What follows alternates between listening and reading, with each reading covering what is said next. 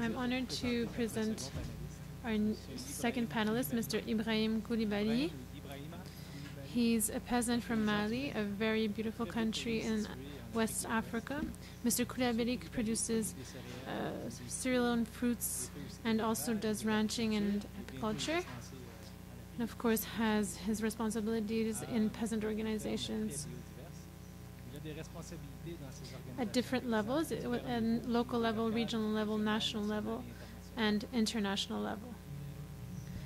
He's the president of the National Coordination of Peasant Organizations in Mali. He's also a member of the Executive Committee of ROPA, a network of peasant organizations in West Africa. He's also a member of the Committee for the International Coordination of Via Campesina.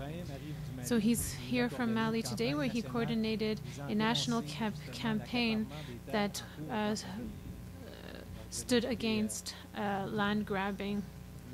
So he's going to be telling us what's going on in his country and in Africa in general.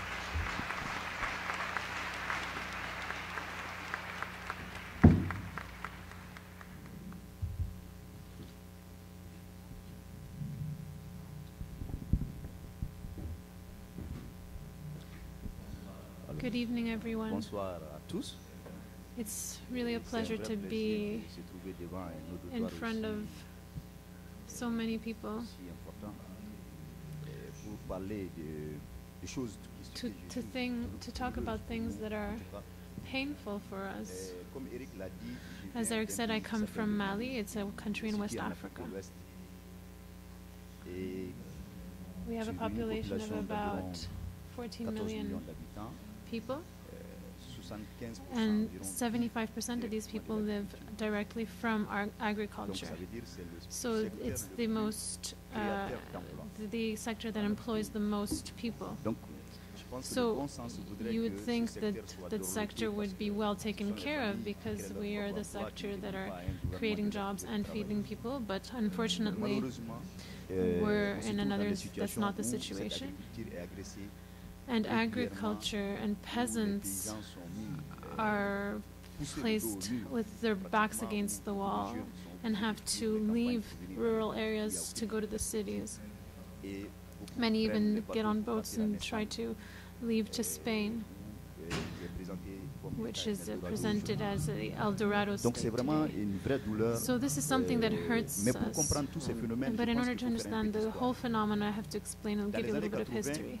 In the 80s, the vast majority of our countries went through the adjustments where the government could not pay its civil servants and had to ask for help from the World Bank. And I think that all African countries that went that way never saw the peaceful day after that. The World Bank just took over all our systems that would have allowed us to have a social backbone. They asked the government, for example, not to support agriculture at all, not to support health systems, not to support our educational system. So it created total chaos. Today we have our educational system is dismantled, our health system as well, and agriculture also. I think it's only thanks to our resilient capacities that we're even still alive today. We're fighting and we continue to fight, and we're trying to resist this kind of adversity.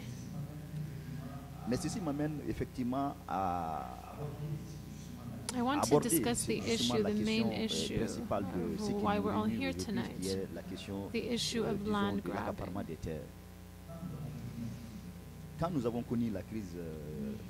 When we had the energy crisis,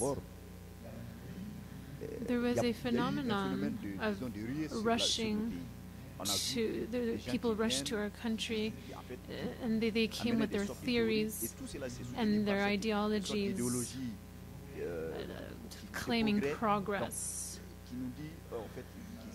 And they were working with our government and saying that it was possible for Africa to grab this chance because by cultivating plants we could create fuel. So we saw these debates come forth, and there were workshops that were organized, seminars.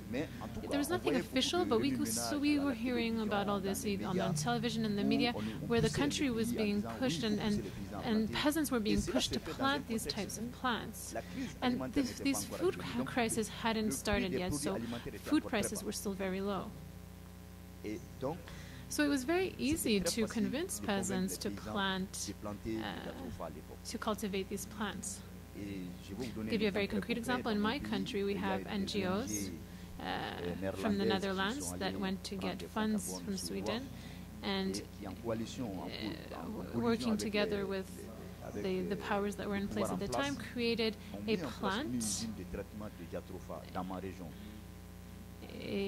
plant, and they said that they would be paying 100 francs for the kilo for corn, which was very tempting for the peasants because it was much better price than what was offered at the time. So this type of plant is what we use. These peasants had never planted the way you plant food plants. They had to use this sort of awareness raising, saying this will help you get rich, will help you create wealth. So when you're in crisis, you're willing to listen to anybody. So despite the campaigns that we had done, the counter campaigns to tell people be careful, because we knew this problem, we saw this problem with cotton. The World Bank pushed the country to plant all kinds of cotton, and in 15 years we went from 100,000 tons to 600,000 tons of cotton, but that's when the price dropped, and then the peasants were the ones that had to pay for those consequences. Nobody was there to help them. So what we did was try to convince our members and peasants in general not to become involved in this plan. But of course it was hard to convince them because the argument was that their pricing, they were suggesting a very attractive price to the peasants. But then when the price started to drop, they no longer were willing to pay the price they had already promised, and the peasants had already planted this specific plant. So these are very dramatic situations, and the peasants who planted this étrophin were the ones that had to deal with the most harsh consequences. And the most serious thing was that there's no study that showed the consequences of this specific plant on the soil. Planting this type of way, planting intensely on a piece of land, what are the consequences of that on the soil? Today there are NGOs that are helping us perform studies on these questions, but we realize now that that it's destructive for the soil, and then the soil becomes unable to be a good grounds for further planting.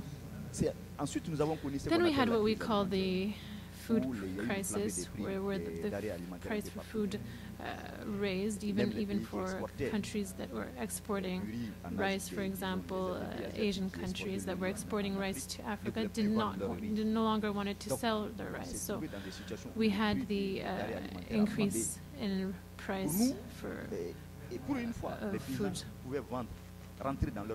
So we were.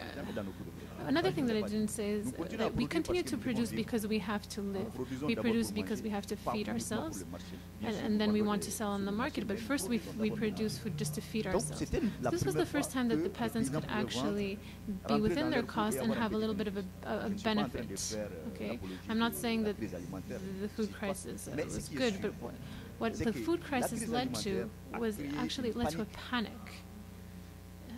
in terms of policies. You saw it on TV and everywhere. There were people were rioting because the prices were too high. So there was crises everywhere, and even in Mali. And our government started to look for solutions.